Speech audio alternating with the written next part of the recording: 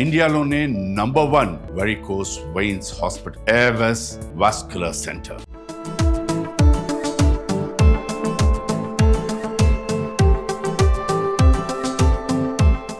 ఏపీలో ఇంటర్ విద్యార్థులకు అలర్ట్.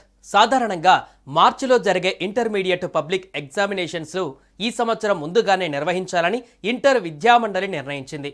అంటే ఈ ఏడాది ఫిబ్రవరిలోనే ఇంటర్ ఎగ్జామ్స్ నిర్వహిస్తారు.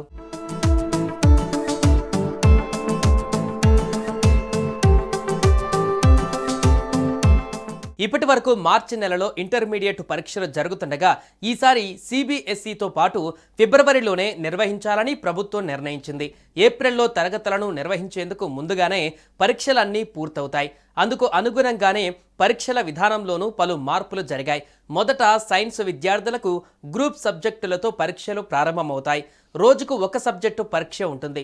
గతంలో ఎంపీసీ అభ్యర్థులకు ఏదైనా సబ్జెక్టు పరీక్ష ఉన్నప్పుడు అదే రోజు బైపీసీ, ఆర్ట్స్ గ్రూపుల వారికి ఇతర సబ్జెక్టులకు పరీక్షలు నిర్వహించేవారు.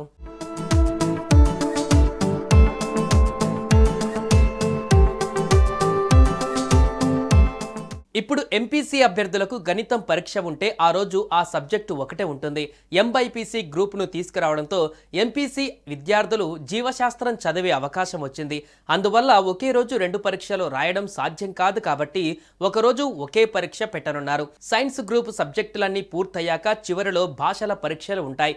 అనంతరం ఆర్ట్స్ గ్రూప్ పరీక్షలు ప్రారంభమవుతాయి. ప్రాక్టికల్ పరీక్షలను జనవరి చివరిలో నిర్వహించాలా లేదంటే రాత పరీక్షలు పూర్తయ్యాక నిర్వహించాలా అనే దానిపైన నిర్ణయం తీసుకోవాల్సి ఉంది.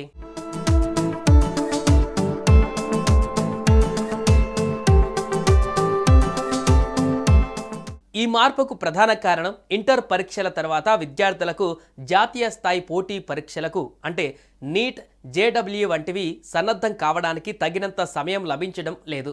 అందుకే పరీక్షలను ముందుగా నిర్వహించి విద్యార్థులకు అదనపు సమయం కల్పించాలని బోర్డు నిర్ణయించింది. ఈ మార్పులో భాగంగా పరీక్షల షెడ్యూల్లో కూడా కొన్ని మార్పులు చేశారు. మొదటగా సైన్స్ గ్రూప్ విద్యార్థులైన ఎంపీసీ, బైపీసీ వారికి పరీక్షలు జరుగుతాయి. ఆ తర్వాత లాంగ్వేజ్ గ్రూప్ విద్యార్థులకు, చివరగా ఆర్ట్స్ గ్రూప్ విద్యార్థులకు పరీక్షలు నిర్వహించబడతాయి.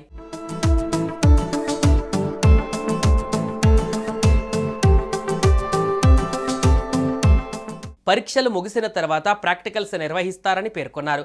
ఈ కొత్త విధానం విద్యార్థులపైన ఒత్తిడి తగ్గించి జాతీయ స్థాయి పరీక్షలకు సమర్థవంతంగా సిద్ధమయ్యేందుకు సహాయపడుతుందని విద్యావేత్తలు భావిస్తున్నారు. ఈ నిర్ణయం విద్యార్థుల భవిష్యత్తుకు ఎంతో ఉపయోగకరంగా ఉంటుందని చెప్పవచ్చు.